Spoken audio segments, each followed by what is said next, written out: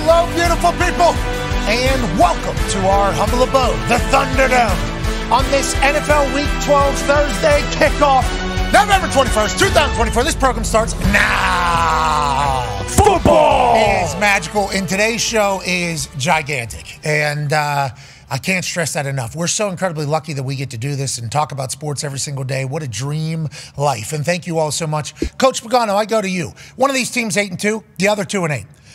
So obviously you would think to yourself, the Steelers should definitely win this one, right? I mean, this is a evident Steelers win if we were to look at this one from a 30,000-foot view, Coach? Absolutely. Not only the overall records, but you look at the stats, like this Pittsburgh defense against this Cleveland offense, they're 31st in total offense. They're 28th rushing the ball.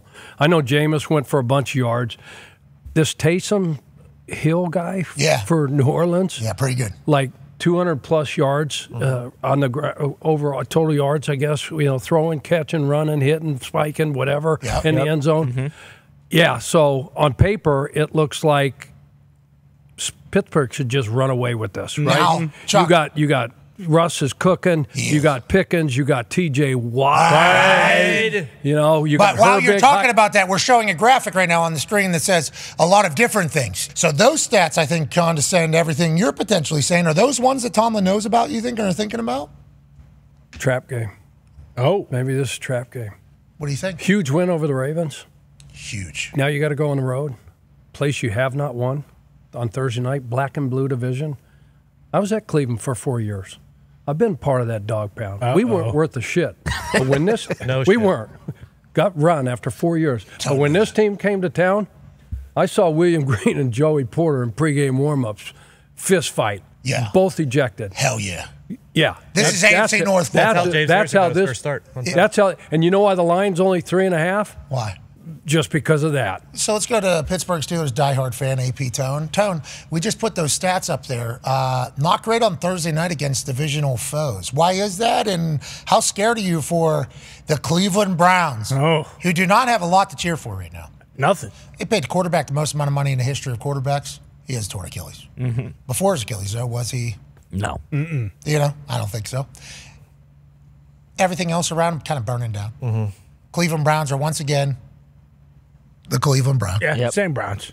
But boy, they beat the Pittsburgh Steelers in primetime, Thursday Night Football.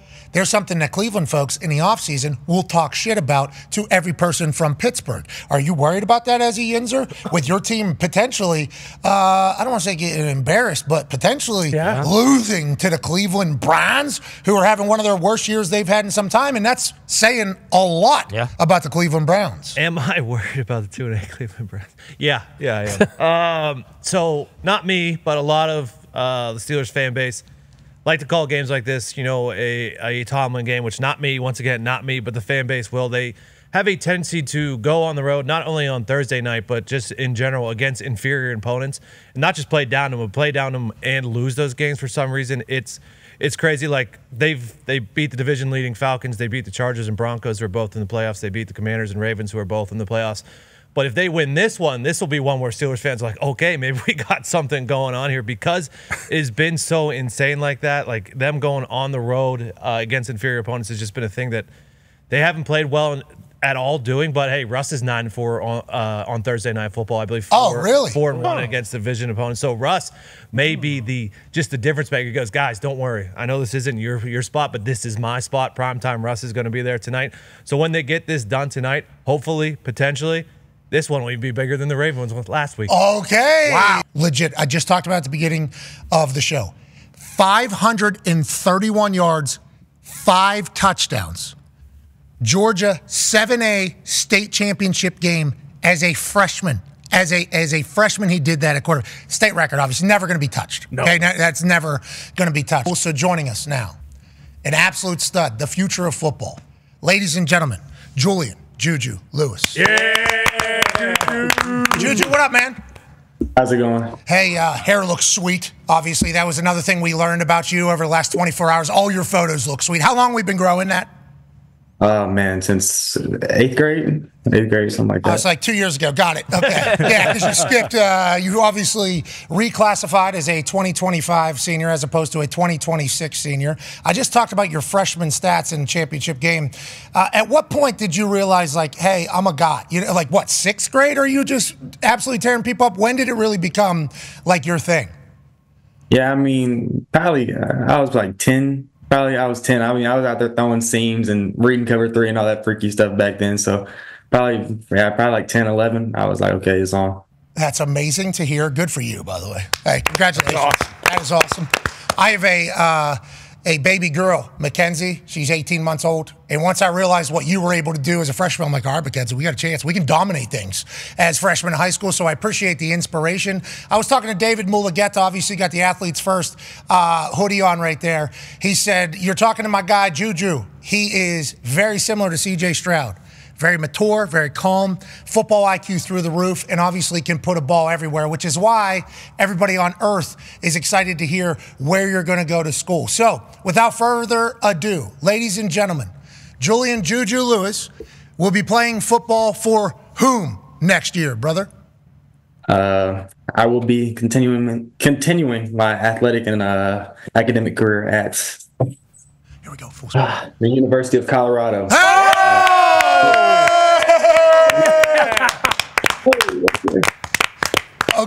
Okay.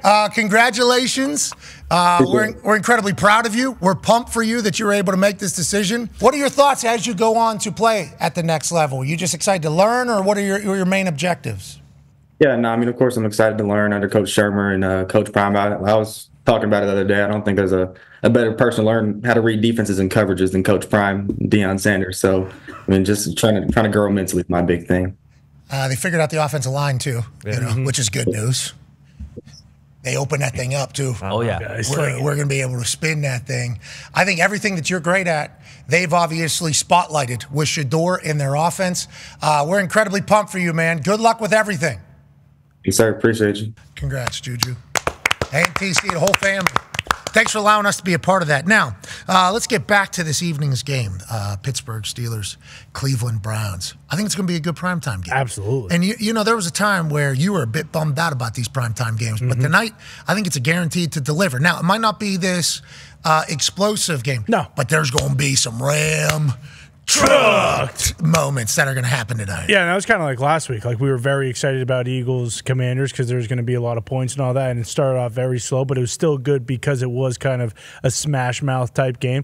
Personally, this is like the worst line we've probably ever had on any of the Thursday night football games at 3.5 favorite to the Steelers, because in one hand you say, well, I can't bet on the Browns and then have them get blown out because obviously you're not supposed to bet on the Browns. And then on the other hand, you think, well, I shouldn't bet on the Steelers because this line in reality should be 8.5, 9.5, but actually is 3.5. So they're telling you to take the Browns. I think it's going to be a smash mouth, Nick Chubb, Naj, putting their heads down, running all over the place. I don't know exactly who's going to win the game, to be completely honest with you, but from what Tone has said, as much as this game means, it does feel like the Steelers have to get this one. A lot of Ram truck moments. Yeah. Joining us now is a person who's had a job with the Cleveland Browns, has been a part of this rivalry before. He's a multiple-time Super Bowl champion, an absolute stallion of an Italian man. He's a podcast host, live show host. He's a TED speaker. He's an email newsletter founder. Ladies and gentlemen, Michael Lombardi. Yeah.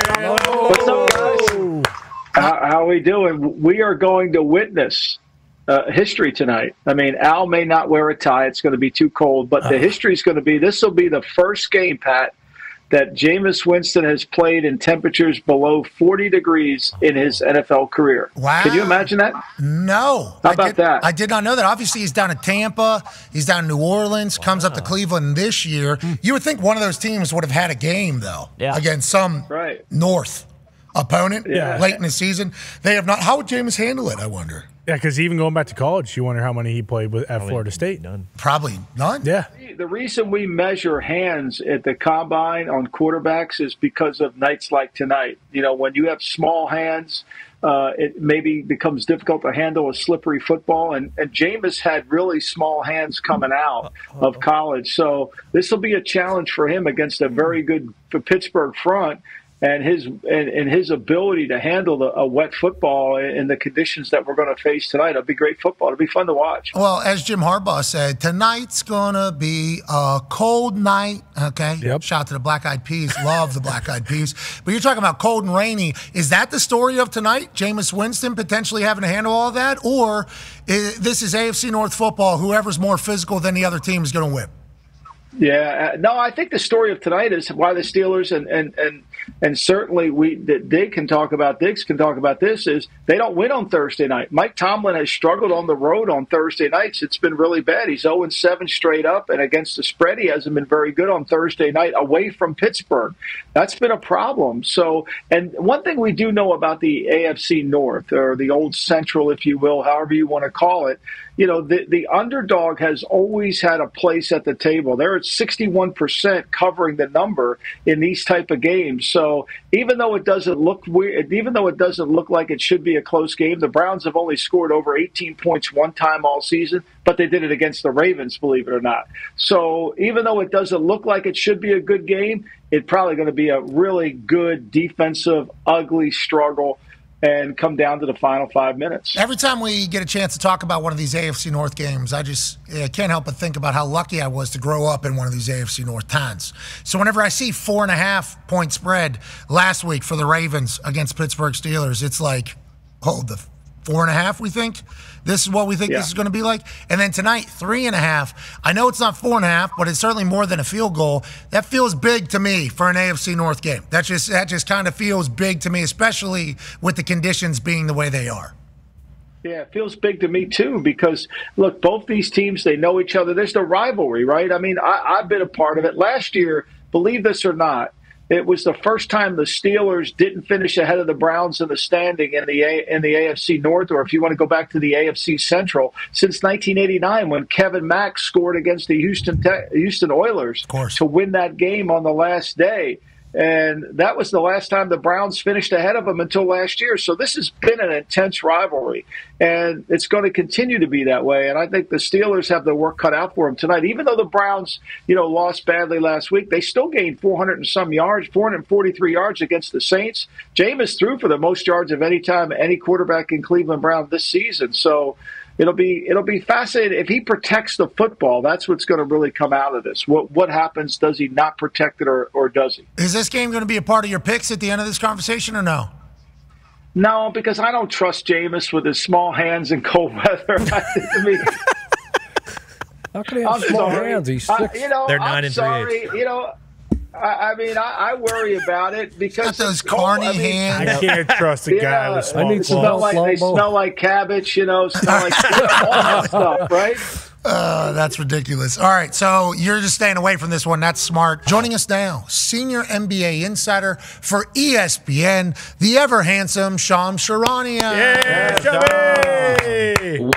What I need is Pat McAfee arms is what I need. I'm getting in the gym, baby. Okay, you saw it. You saw it. Thank you for following along. Yes. Ryan Clark said on Monday night, I believe, when he was talking about Danielle Hunter's fit, which was a gold jacket, he said, have you ever seen the way Danielle Hunter is built? Which is very valid. He said, if I was built like him, I would only wear tank tops. I'd be Pat McAfee, but with actually muscular arms. And I was watching at home. I'm like, what the? Wait, Danielle Hunter, definitely, absolutely jacked. No doubt. But I think I have some muscular. I've been getting on. So I just let Ryan Clark know that he was the inspiration to me getting after it yesterday morning, and he will continue to be going forward. Can always get better. I appreciate you doing that, RC. Just stacking it up. You know what I mean, Sean? Just stacking them up over here. I don't know if I'm at your guys' level, but next time I'm in the Thunderdome, I might be inspired now to really get in the gym, and then I'll be in a white beater when I'm there. Or it's a tank top. Easy. Don't wear one of those. Don't ever be one of those. Jeez Louise. I don't know what you're doing. In the Thunderdome, you showcase you're phenomenal. Shams can actually shoot. Yeah, clean jump. Shams can actually shoot in a sport like a button down. Come on, in a suit. in a suit. Okay, it was full suit. All right, I think he took the jacket off, but neither here nor there. You can get after it in the Hawk House. Come out, make some jumpers, and we'd be lucky to chit-chat with you about the NBA. I think you said there was some news potentially about this All-Star game. Now, we learned yesterday, I believe, on the internet, or maybe a few days ago, that the NBA All-Star game is going to go the route of like the NHL. There's going to be like 4 teams this year as opposed to 2 teams. Is that accurate? And what else do we know at this point, chums? It's a massive change, Pat. They're changing the All-Star game from obviously East-West, and then it was let's do drafts and draft teams and captains. It's going to be a 4-team tournament for the All-Star game this year in the Bay Area 2025. So it's going to be 3 All-Star teams, 8 players each, 24 total All-Stars, 8 players each, and then 1 team will be comprised of the Rising Stars winner. That's a game against the rookies and sophomores, comprised mostly of those players, some G Leaguers as well. On Friday night, the winner of that goes into Sunday.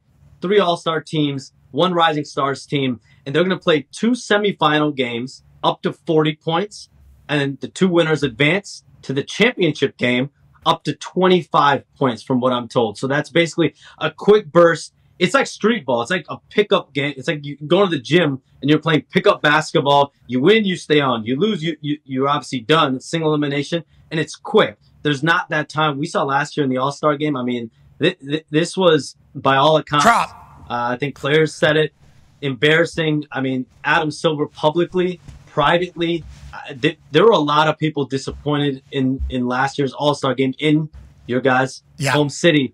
But the difference this year is, I'm told Stephen Curry, other All-Star players, they had a voice. Like, they were involved. They had an input in this process. They had an input in this tournament that's going to take place. And now there's not going to be that unnecessary time, right? When in the 3rd and 4th quarter, when LeBron James doesn't play, or when players don't care, or maybe don't care, you're not going to have that anymore. It's a quick burst. Get right to it. And I do think we're going to see players motivated for it. Is there like a financial, you might have sat there and I didn't hear you. Is there, what's the financial reward here? Because I think that's the easiest way to make anybody try ever. Like the NBA Cup, $500,000 or $250,000, everybody on the bench. Just that financial reward seemingly made everybody heighten their intensity for it. For this, are they going to do that, or how's that kind of plan on working out? I'm not quite sure yet on the prize money component of it, but I mean, you're right.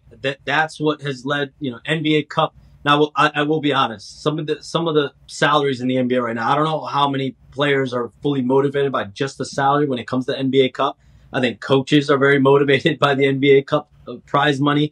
But I do think anytime you add money into the equation, guys will have an increased level of motivation. And I think the league, the NBA, the Players Union, I think they're all trying to figure out exactly what the prize aspect looks like. Get a sponsor in there. Make real money on that thing, because then you'll get those teams actually trying. And if it's just quick burst, single elimination, you can go on a little bit of a run. It's not too taxing on the body either. Hey, Nick, when the NHL did this multiple team thing, did it make the NHL experience better? I don't remember. I think so, right? Absolutely. It was a big hit right away because it was so different. It was fresh. It was they went through a 3-on-3 multiple team tournament format, and it just speeded everything up. It was fresh, new, exciting, and it got a lot of eyes on it. And I think you can get exposed if you're not trying. Like, there's going to be some teams that are going to try, like naturally going to try. Clearly. So then you get kind of exposed quickly, and then you're kind of out. Like, we don't even need to really deal with you. I think this is a good idea by the NBA because their All-Star game. And you got the Rising Stars. Like, imagine losing to the Rising Stars, right? They're the team of first and second year players, and you're going to lose to them as an All-Star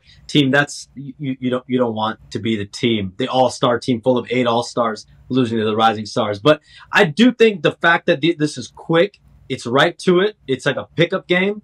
I do think that's going to bring some added incentive to have a level of competition. Will this change anything else around? Anytime you add single elimination, it'll be like that. Yeah, absolutely. If some teams are just going to want to lose. We watched that last year whenever we were at some of the skills challenges. There was clearly a couple teams that did not want to win. But with the skill challenges, is this going to help the whole weekend? Connor has a question for you. Yeah, Shams, when we're thinking about the three-point contest, the dunk contest, the stuff that used to be so great, back in the day, are there going to be stars that do that type of stuff? And then at the three-point contest, is there a chance we see like a Caitlin Clark appearance like we did with Sabrina last year?